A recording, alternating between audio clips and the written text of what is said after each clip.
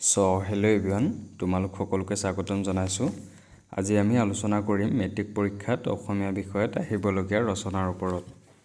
তোমালোকে ইতিমধ্যে thumbnail title চাই গম পাইছা। আজি আমি আলোচনা কৰিম অসমীয়া ৰচনা সেইকেইটা বিষয়ৰ ওপৰত যিকেইটা 99% পৰীক্ষাত অহাৰ নিশ্চয়তা আছে।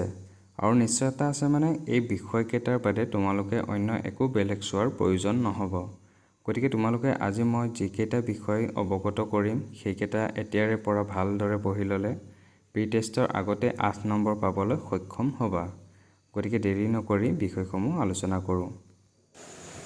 আমাৰ লিষ্টত প্ৰথম স্থানত ৰাখিছোঁ তোমাৰ প্ৰিয় গ্ৰন্থ, কাৰণ এই বিষয়টো পৰীক্ষাত বাৰেপতি অহা পৰিলক্ষিত হয়।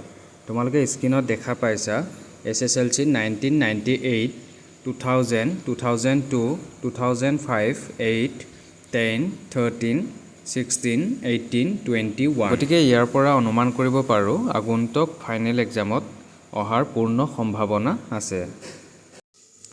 নেক্সট আমি ৰাখিছোঁ তোমাৰ প্ৰিয় ব্যক্তি বা সাহিত্যিক।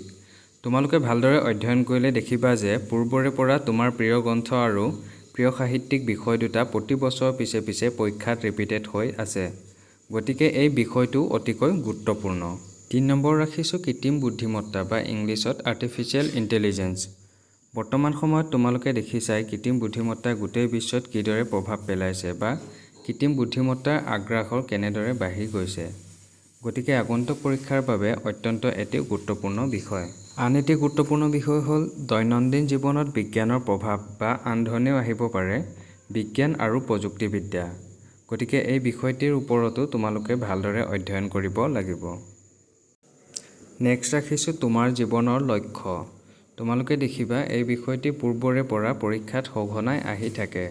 গতিকে আগন্তুক পৰীক্ষাত একেবাৰে নুই কৰিব নোৱাৰা নম্বৰ লিষ্টত আছে অসমৰ প্ৰাকৃতিক সম্পদ। এই বিষয়েও তোমালোকে ভালদৰে অধ্যয়ন কৰিব লাগিব। বৰ্তমান সময়ত পৰিৱেশ প্ৰদূষণ অতি গুৰুত্বপূৰ্ণ সামাজিক সমস্যা।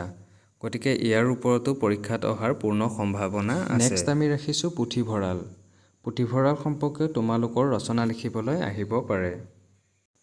এইকেইটা বিষয়ৰ উপৰিও তোমালোকে অসমৰ নিবনুৱা সমস্যা, অসমৰ কুটীৰ শিল্প, অসমৰ পৰ্যটন উদ্যোগ আদিৰ বিষয়ে অধ্যয়ন কৰিব লাগিব। আমাৰ দৃষ্টিভংগীৰে এইকেইটাই আছিল যি আগন্তুক SSLC পৰীক্ষাত আহিবলগীয়া পূৰ্ণ সম্ভাৱনা থকা ৰচনাৰ বিষয়।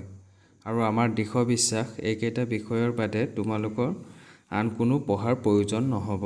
গতিকে যিকেইটা বিষয় তোমালোকক দাঙি ধৰিলোঁ এইকেইটা পঢ়ি গ'লে ৰচনাৰ 8 নম্বৰ তোমালোকৰ বাবে নিশ্চিত হ'ব। শুভেচ্ছা জনাইছোঁ, সকলোৱে ভালদৰে পঢ়া শুনা কৰিবা।